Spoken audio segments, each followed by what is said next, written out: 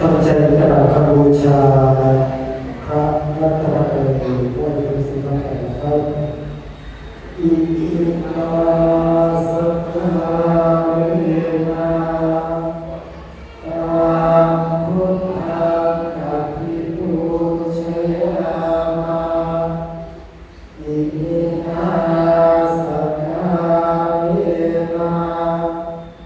ตังธัมมังอภิปูชยามะอิมินาสัพพะเวนะตังสังฆังอภิปูชยามะอะระหังสัมมาสัมพุทโธภะคะวา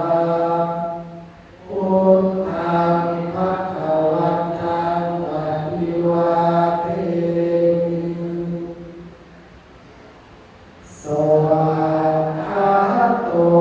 ภะคะวะตาธัมโมธัมมังนัมมัสสามิสุปฏิปันโนภะคะวะโตสาวกสังโฆสังฆังนะมามิมัจยังพันเตวิสุงวิสุงรัตนัฏฐายาติสรณเนนะสหปัญจศีลานิยาจามะทุติยัมปิมายังพันเตวิสุงวิสุงรัตนัฏฐายาติสรณเนนะสหปัญจศีลานิยาจามะปาติยัมปิมายังพันเตวิสุงวิสุงรัตนัฏฐา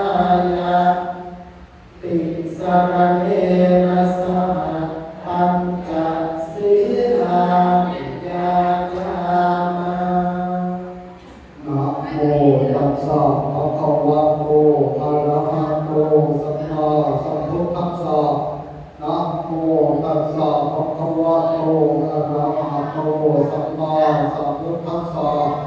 นะโมตัสสะภะคะวะโตอะระหะโตสัมมาสัมพุทธัสสะ